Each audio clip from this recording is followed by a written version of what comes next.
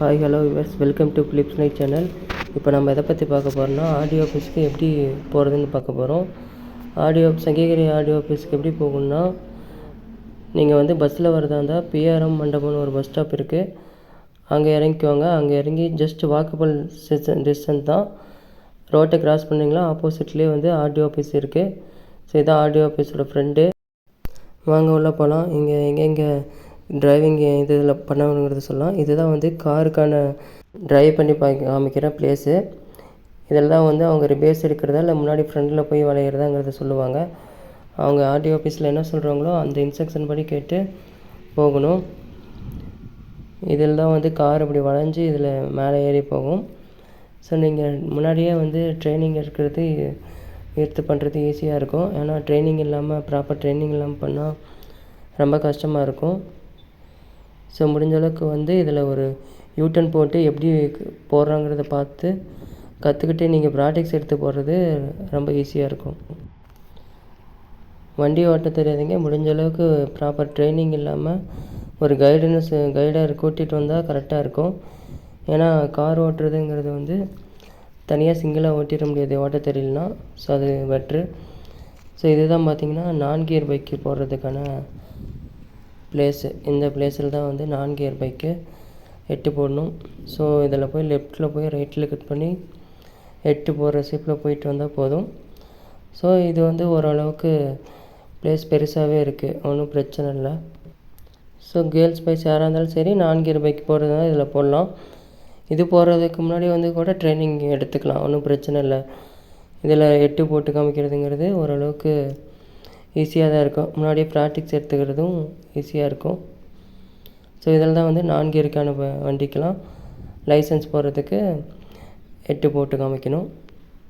So அப்படியே cut பண்ணி இதில் வந்தோம்னா இதுதான் வந்து பார்த்திங்கன்னா கியர் பைக்குக்கு லைசன்ஸ் 8 போடுறதுக்கான பிளேஸு. ஸோ இதில் தான் 2 ரவுண்டு போய் சுற்றிட்டு வர சொல்லுவாங்க. இதில் வந்து இப்படி யூட்டன் வந்து இன்னொரு ரவுண்டு வந்து இன்னொரு 2 ரவுண்டு வர சொல்லுவாங்க. ஸோ இந்த பிளேஸ் பார்த்திங்கன்னா ஓரளவுக்கு ஃபஸ்ட்டு ஓட்டுறீங்கன்னா கொஞ்சம் காம்பேக்ட் பிளேஸாக தான் இருக்கும். முடிஞ்ச அளவுக்கு நீங்கள் வந்து செகண்ட் கியர்லேயே போகிறது சேஃபு. சூப்பர் பைக்கை வச்சு 8 போடுறத விட இதில் நார்மல் பைக்கை வச்சு இந்த சிசி கம்மியாக இருக்கிற பைக்கில் போட்டால் ஈஸியாக இதிலே 8 போட்டுற முடியும். ஸோ நான் வந்து ஃபஸ்ட் டைம் இதில் 8 போட்டு பழகும்போது நார்மல் ஸ்ப்ளெண்டர்லேயே வந்து ஃபஸ்ட் டைம் போட முடியல. ஒரு 5-6 வாட்டி இதிலேயே வந்து ஃபஸ்ட்டு வாட்டி ட்ரைனிங் எடுத்து அதுக்கப்புறமா தான் போட முடிஞ்சிச்சு. ஸோ இப்போ வாங்க இதில் எப்படி 8 போடுறதுங்கிறத போட்டு காமிக்கலாம். ஸோ நான் வந்து ஸ்ப்ளெண்டரில் தான் ஓட்டி காமிக்க போகிறேன். நான் வந்து இதில் ஃபஸ்ட் டைம் போடும்போது வந்து என்னால் போட முடியல. ஒரு 4-5 வாட்டியாவது ப்ராக்டிக்ஸ் எடுத்து ஃபஸ்ட்டு ஒரு ரவுண்டு வெளியே வந்து செகண்ட் ரவுண்டு வெளியே வந்து அதேமாதிரி தான் போட ஆரம்பித்தேன். ஸோ வாங்க எப்படி போடுறதுன்னு பார்க்கலாம்.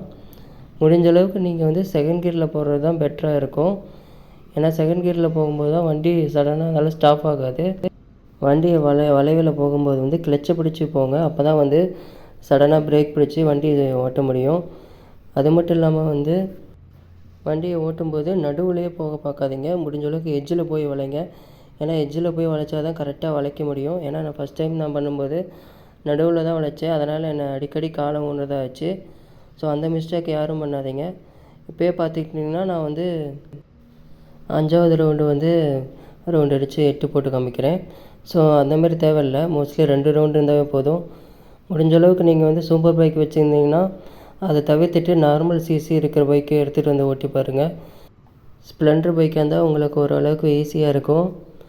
அது மட்டும் இல்லாமல் நீங்கள் ஆர்டிஓ ஆஃபீஸில் வந்து 8 போட்டு லைசன்ஸ் வாங்கும்போது மறக்காமல் ஹெல்மெட் எடுத்துகிட்டு வந்துடுங்க. ஏன்னா ஹெல்மெட் போட்டு தான் அப்போ 8 போட்டு காமிக்கணும்.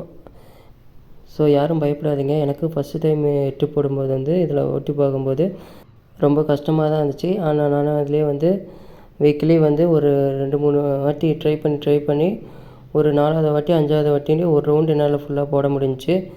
முடிஞ்ச அளவுக்கு நீங்கள் வந்து வீட்லேயே வந்து 8 போட்டு அதில் ப்ராக்டிக்ஸ் பண்ணுறத விட இங்கே டைரெக்டாக வந்து ப்ராக்டிக்ஸ் பண்ணுறது தான் ஈஸியாக இருக்கும். ஏன்னா வீட்டில் வந்து நீங்கள் 8 போட வேண்டிய ஸ்பேஸ் ஒரு வேளை சின்னதாக இருக்கலாம், பெருசாகவும் இருக்கலாம்.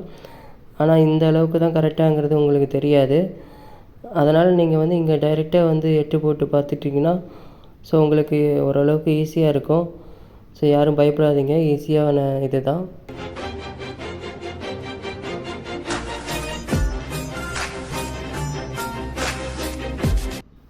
நீங்கள் இதில் நல்லா எட்டு போட்டு பழகிட்டிங்கன்னா டெஸ்ட் ட்ரைவ் பண்ணுறதுக்கு முன்னாடி நீங்கள் ஒரு வாட்டி ஹெல்மெட் போட்டு ஓட்டி பழகிறது ஈஸியாக இருக்கும். ஏன்னா ஆர்டிஓ ஆஃபீஸில் டெஸ்ட் ட்ரைவ் பண்ணுறதுக்கு முன்னாடி நீங்கள் ஒரு வாட்டி ஹெல்மெட் போட்டு எப்படி ஓட்ட முடியும்னு ஈஸியாக ஓட்டி பழகிட்டிங்கன்னா லைசன்ஸ் போடும்போது ரொம்ப ஈஸியாக இருக்கும்.